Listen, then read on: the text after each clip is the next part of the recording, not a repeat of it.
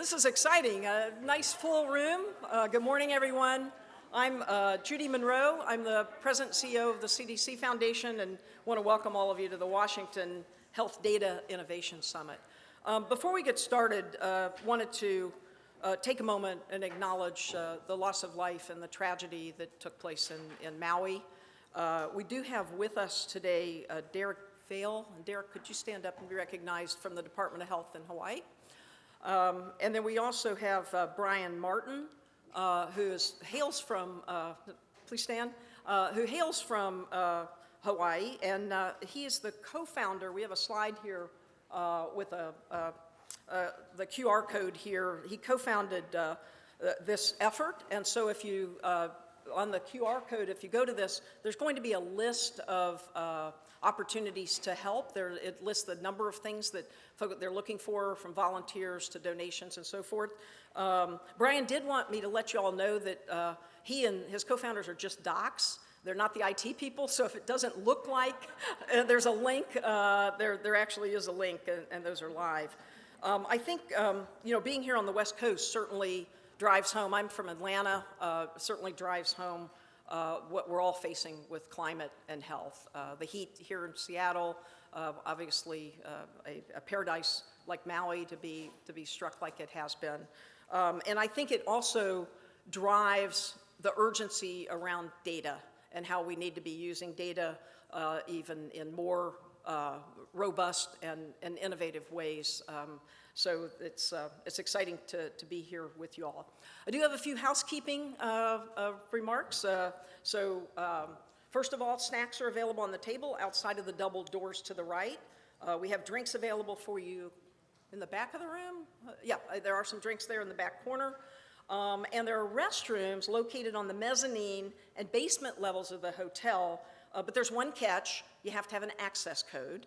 And so to get to the restroom, you have to get the code, visit the registration table outside of the double doors for that code. So again, thank you all for joining us today for this.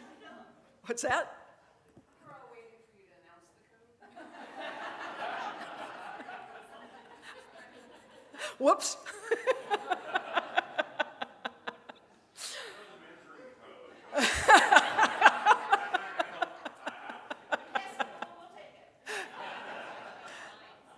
So you can see this crowd is warmed up before we even get started, which is awesome. So just a word about this event. This is actually the second in a series that are organized by the CDC Foundation to convene leaders from beyond the federal government to consider catalytic opportunities between the public and private sectors to modernize our public health information infrastructure. The need to modernize our public health information infrastructure became clear, as we all know, across the country during the COVID-19 pandemic. A 2021 assessment of the COVID-19 response by the National Academy of Medicine highlighted, first, not having modern data systems in place led to hindered situational awareness. Second, pervasive barriers to data sharing among health systems and health departments limited the sharing of time-sensitive, critical information needed to save lives. And third, gaps in race and ethnicity data exacerbated existing health inequities. So at the CDC Foundation, we exist to help CDC do more faster by forging partnerships between CDC, the private sector, and others to fight threats to health and safety in the United States and across the globe. We do believe that together our impact is greater. That's our tagline, and we live that every day. And we believe that we can save and improve lives by unleashing this power of collaboration, which is really why we're here today and for the next 2 days. So one of the CDC Foundation's 6 strategies that we've identified for the foundation going forward is to help modernize the public health data and the systems worldwide to better protect lives and improve health. As part of this strategy, we're committed to advancing CDC's data modernization initiative, working with the fantastic team at CDC, and through innovative health data solutions, multi-sector convenings like today, mobilization of resources, and cultivating collaborations that will produce mission-essential advances in health-strengthening data systems. And we're very happy to organize this event here in Seattle as part of that effort. So as a force multiplier in data modernization, the CDC Foundation identifies and cultivates opportunities for public health to leverage information tools and techniques developed in other sectors. These partnerships across diverse sectors can bring us more timely, relevant, accurate information that can save and improve lives and promote economic prosperity. These partnerships are also clear pathways for technology, people, and policies to enable cutting-edge intelligence that professionals, policymakers, and the public can leverage to improve health and assure thriving and prosperous communities. So I'm really thrilled to be here in Seattle. What a lovely city. Thank you for the weather, by the way, this week. The clear skies and all the boats on the water, absolutely fantastic. And it's so much fun for me to be here with my friend, Dr. Umair Shah, who is Washington State's Secretary of Health, to highlight how this state has demonstrated the potential of public-private partnerships. It's really impressive what's happened here in Washington, and the nation can learn from your state. The Washington State Department of Health has shown the value of these partnerships throughout the COVID pandemic. 3 years ago, Washington became the first U.S. state, you all remember the news, a bright light here on Seattle and the state of Washington as the state to detect the first COVID case, detected the COVID outbreak that we all learned about, and to identify the first COVID death, I believe, as well. So in their response, the Washington State Department of Health created partnerships with Starbucks to optimize vaccine distribution logistics, Amazon to deliver millions of vaccines, and Microsoft, Apple, and Google, and others to implement COVID exposure notification technology. All innovations really pushing the envelope. So these partnerships are an important part of what has made Washington a leading state in organizing an effective COVID response. And another example of the power of private-public partnerships comes from Utah. There, cross-sector partners mobilized to alleviate rising healthcare costs and halt inequitable health outcomes disproportionately impacting the state's vulnerable populations.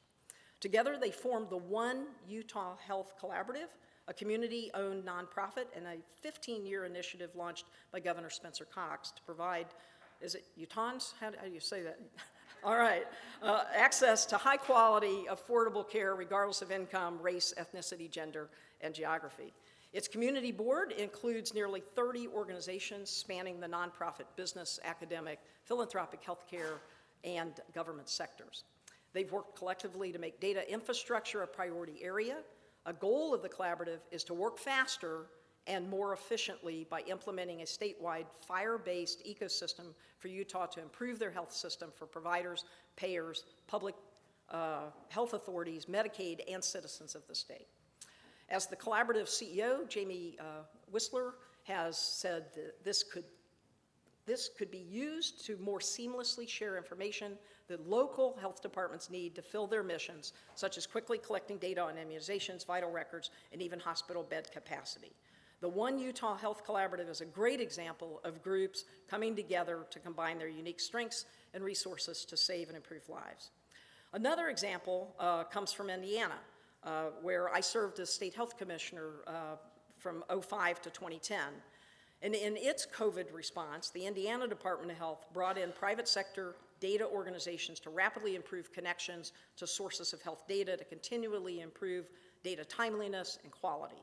This helped them quickly discern COVID infections, healthcare resources, and vaccination rates to track the pandemic's trajectory in the state.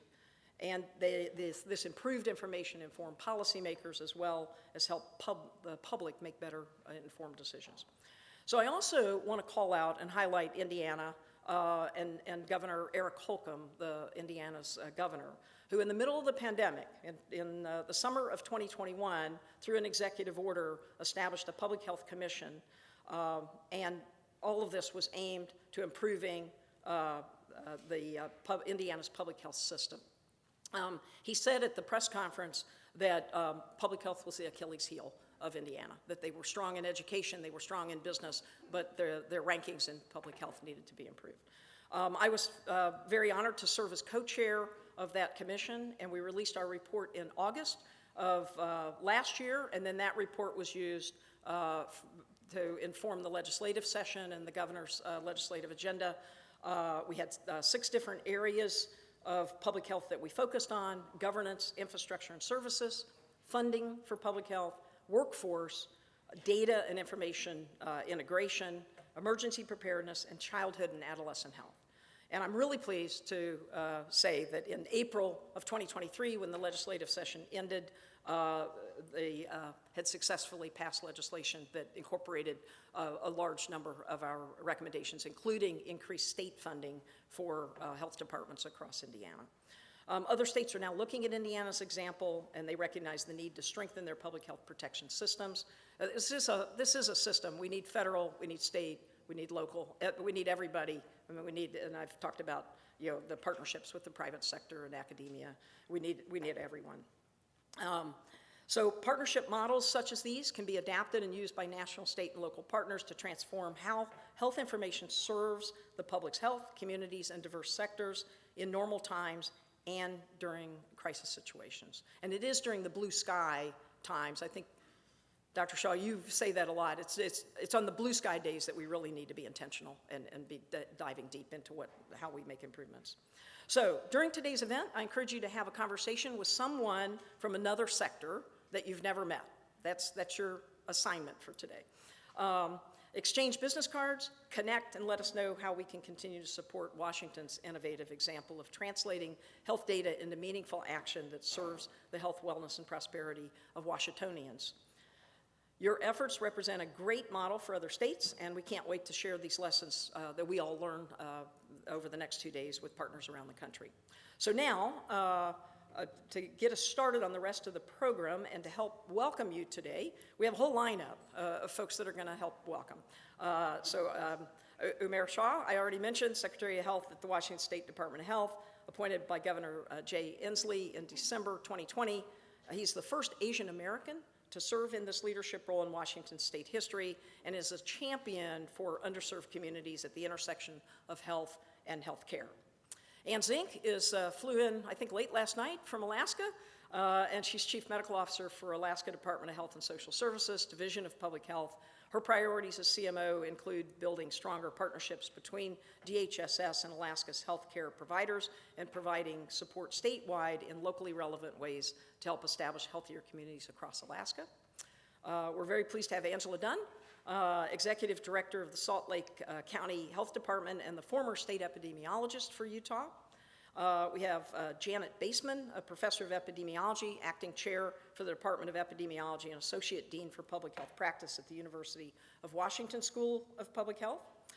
Dr. Baseman's an infectious disease epidemiologist with an interest in public health surveillance, public health informatics, and emergency preparedness and response systems. And then we have Ryan Argentieri. Ryan, make it this morning? Oh, thank goodness. Thank goodness. Yeah, well, we're not going to tell any stories about last night, but Ryan is the Deputy Director of the National Coordinator, just setting the stage here. So she's the Deputy Director of the National Coordinator Office for Health Information Technology at the U.S. Department of Health and Human Services. Ryan promotes interoperability and standards harmonization for data modernization and social determinants of health. So, Umar, if you can come up and kick us off with the lineup of welcomes. Thanks.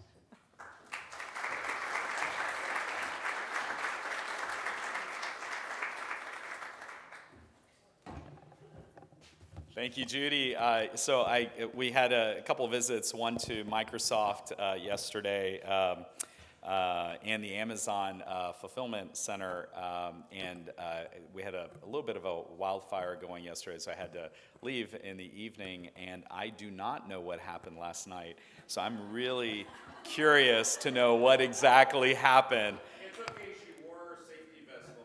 Okay, so we're good. So safety first. I want to make sure, and Dr. Brian Karras is just the gentleman in the hat, for those who don't know, is going to be reporting to me exactly what happened in detail. So that's why we always keep one of our staff members, team leaders, somewhere close to the pocket. So Judy, thank you. Dr. Monroe has been a colleague and friend for years. She's actually, I consider her a mentor and a leader who has really shaped public health and public health practice, as well as the importance of servant leadership. And I really can't say enough about Judy and her abilities to really bring us together. So Judy, thank you for your leadership, both in Indiana and at the federal level, and obviously now at the CDC Foundation.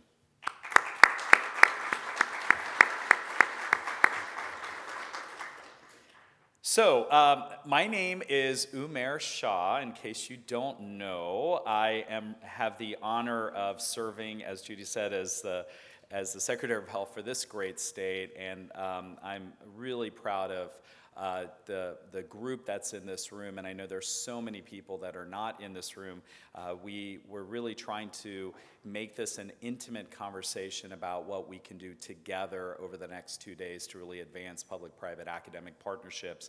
And I believe if Dr. Brian Anderson with MITRE Corps is somewhere here, he had made the comment about its public-private academic community partnerships, and I want to always remember community in the midst of things.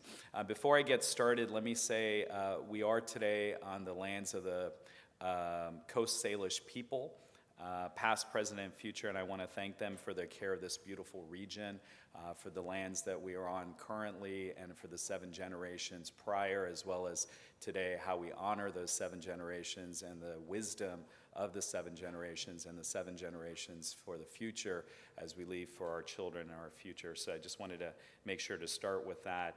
And also say that our colleagues at the CDC Foundation, the CDC, University of Washington, and a whole host of partners that are in the room really allow us to put together this phenomenal meeting. Obviously, I can't say enough about our team at the Washington State Department of Health and for everything that they provide. And I also want to say that I was looking for coffee this morning. I could not find it, so I am a little bit unnerved that we are in the Pacific Northwest and I can't find coffee. So I a little bit out of my element right now, so if I start doing like this jitter thing, that you know what that is all about. But it is about working together and collaborating, and I'm going to be giving a presentation that's going to be more in-depth on what we're doing in the Washington State story. So I don't want to go into that because I'll have time to do that. But in the meantime, what I want to really do is just welcome all of you to our great state. How many folks are from out of the state of Washington that you traveled in? Oh, wow. Okay. Yeah, thank you. How many are, just so I have how many are in Washington? Okay, so I would say it's 60-40 out. Yeah, so that's surprising. I actually thought it was going to be flipped the other way around. So we had, as I mentioned yesterday, a set of tours that we had spent time at some of our private sector partners, and I know that there's going to be opportunity also at University of Washington and a whole host of other partnerships that we believe so strongly is what makes the Pacific Northwest such an important part of this. When Judy and I were at the Hubert Humphrey building in DC, I guess it was in the spring of this year, was it? Was it? Yeah, February. Well, is that spring in DC? Not quite. Okay, so winter still in DC. And there was this real conversation about what's happening at the federal level, what's happening across the country. But it was really an opportunity for us to think about what is happening in this great region of ours. And I do mean this region. I mean this region, whether it's what's happening in the state of Washington, what's happening with my colleague in Alaska, what's happening in British Columbia and Canada just north of us, what's happening in Idaho, what's happening in Oregon, what's happening in California, and really beyond all sorts of states that we really believe very strongly are so important to the ecosystem of health, to innovation, to technology, and the incorporation of all of what you all are doing in the private sector. We know that when you're looking at the borders of the world or the globe or of the country or the state or the community, you're not actually looking at the borders. You're looking beyond those borders, and that's what we in the public sector have to do as well. So just really proud to kick this off, really excited. Like I said, I'm going to be giving a presentation right after this. So in the meantime, I hope I have the right order, but I'm going to call up Dr. Ann Zink, who, as I mentioned, is at the Alaska Department of Health and Human Services, and also as the Chief Medical Officer, but is also Equally importantly, the president of the Association of State and Territorial Health Officials, ASTHO, which represents the 50 states, health secretaries and commissioners across the country, and the territories. And so Ann is a colleague, a friend, and she is fantastic. So welcome, Ann.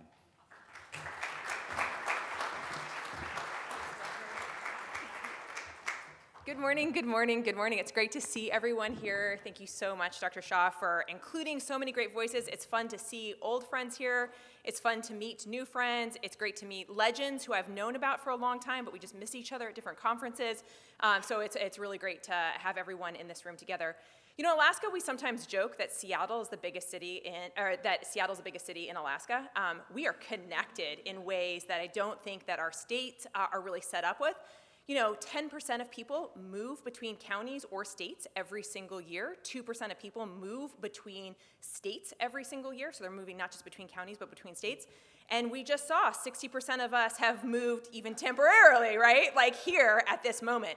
Yet the way that our healthcare is delivered, the way that our information is shared, our individual access to it is very limited either to our healthcare system that we're in, the Department of Health that we may have had that information in, our state or local rules, and those really limit our ability to care for patients. I'm a practicing emergency medicine physician.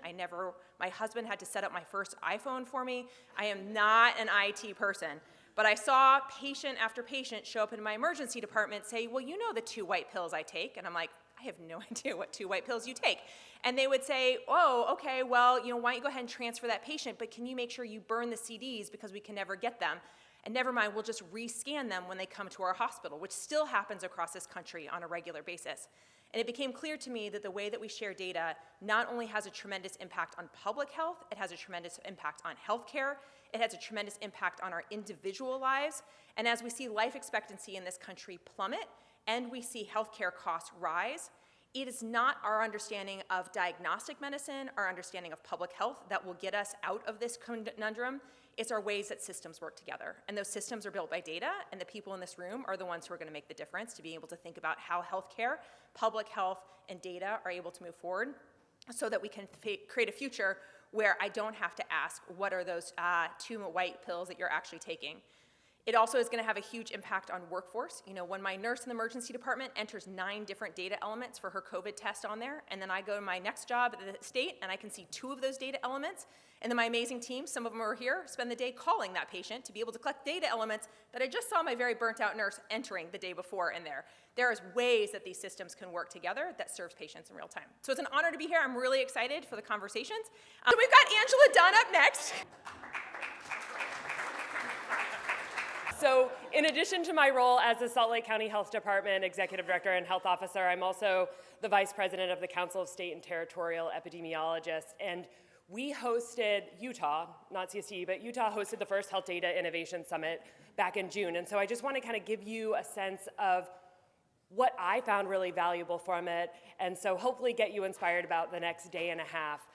So we brought together, similar to this room, public health, healthcare systems, local industry, legislators, academics to come together to talk exactly about what Ann was talking about. How can we improve the lives and livelihoods of our communities? And we had 4 tangible outcomes that came as a result of our Health Data Innovation Summit. The first was now we are engaged in a robust strategic plan of a statewide data modernization initiative. That includes our state public health department, the local health departments, the tribes, and many other partners coming together to figure out what are our next steps that we can do together. The second, which is very exciting, is that the local health departments in Utah, so we've got 13 jurisdictions, are working directly with CDC and the Office of Public Health Data Science and Technology to develop a use case around immunization data, how we can get it more timely, but also how the public can get their immunization data in a more timely way. So that direct connection between locals and CDC is a new one, and that came out directly from our Innovation Summit.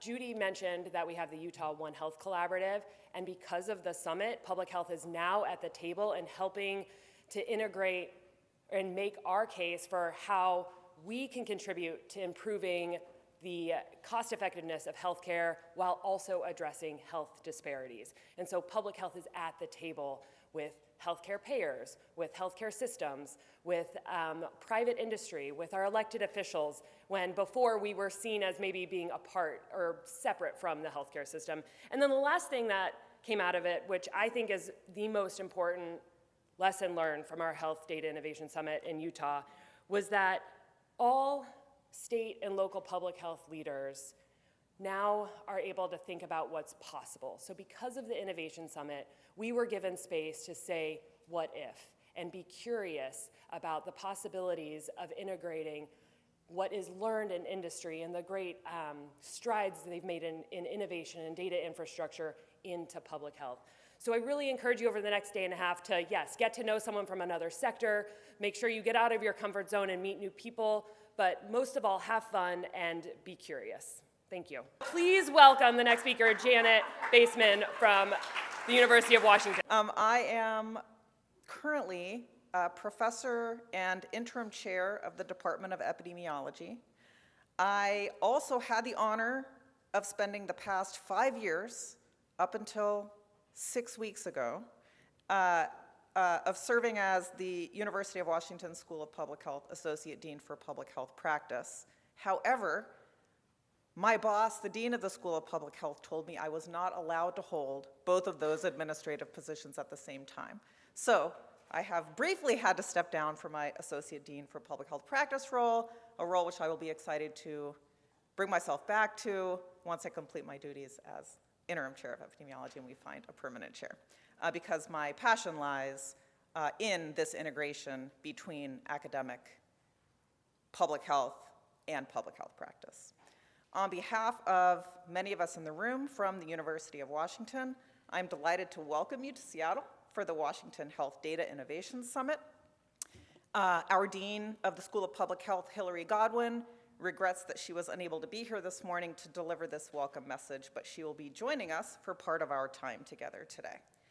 I would like to thank our colleagues from the CDC Foundation for making this event happen, and a big thank you to all of the federal, state, and local public health practitioners here today for your tireless commitment to population health and for your dedication to modernizing our public health data systems and infrastructure. The University of Washington will be honored to help with these efforts wherever we can, just as we have been so proud to support so many of Washington's COVID response efforts across our schools of public health, medicine, nursing, College of Engineering, and Information School. And you will be hearing from me a couple of times today on some of our efforts, also colleagues of mine from the Information School and School of Nursing over the course of our couple of days together. So over the next couple of days, I'm excited to learn from you all and also to share insights from our COVID response and recovery successes here in Washington that were realized through the joint efforts of an amazing group of people and diverse partner organizations, many of whom are here in the room today. It's amazing to have us all gathered together. Thank you all for being here. And then am I passing to Ryan? Come on up. Thank you. The reason we're here today, and that is that relationships really matter and partnerships are critically important, especially in very challenging, difficult times. And many of you in the room might be new to this conversation or, have been participating or observing virtually or, from behind the scenes, as it were. And others have been very actively engaged and involved and helping us to come together in a very intentional, respectful, transparent way over the last few years in deciding and determining, we have been working in silos, just as Dr. Zink mentioned, our data often exists and lives in silos, and that is no longer acceptable. And we have to collaborate, we have to have tough conversations, we have to be direct and upfront with one another, and from the federal government's perspective and from HHS, which is the hat I'm wearing today at least, we have found that when you do come together and decide and determine what your goals are and objectives, even when, like I said, there are tough questions to be answered and even long conversations that last days, weeks, months, even years about data elements that are critically important, especially between the public health and clinical systems that need to interoperate, that we can come to an outcome that is agreeable to the majority and that really helps support our populations, whether they be tribal, local, state, federal, as it were. And we are making really exciting progress together, and we're so grateful that you were able to make time to be here today. I'll save the rest of my detailed remarks for my discussions later, but because we do have a lot of really exciting progress to make and to talk to you about and to ask for you to get more involved with. And stop there and ask for Dr. Jennifer Layden. That's our surprise final welcome speaker. And Dr. Layden is now officially director. I just do what I'm told most of the time, not all the time, but in this instance, I am definitely just following my orders. But I'm also really excited to no longer say that Dr. Layden is in an acting capacity, but she has been announced as permanent director of the Office of Public Health Data, Surveillance, and Technology at the Centers for Disease Control, CDC. So thank you so much again for being here, and congratulations, Dr. Layden. Really glad to be here, and thank you first to Judy Monroe, CDC Foundation, for putting on this event. We've had a tremendous series of events dating back to February. It's great to be able to pull together folks across public health, bring together private industry, community members, academia, to really help us solve the problems that we need to solve.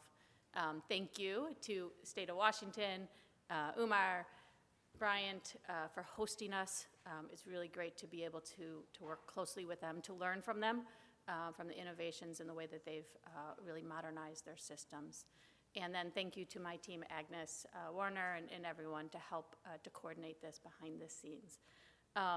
Yesterday, we had the opportunity to visit a couple of the private partners, and it was just great to see the innovation, the technology that they use for their end goals or their end purposes. In public health, we have a lot of work to do. There's a lot of passionate people, and when I think of it from the national level, it really becomes a national security threat to really modernize the way that we do data, and I really am starting to say data and technology. There's so many solutions that we need to bring to the table to help improve the way that data flows across our systems. And we can't do it alone in public health. We don't have the experience, we don't have the bandwidth, we don't have the resources, we don't know what we don't know. And so really looking forward to these conversations to figure out how we in public health can partner with private industry and others to find solutions to ensure that we have robust ways to monitor for threats, detect threats, respond, and get that information back out to those that need it. So thank you, and looking forward to the conversations.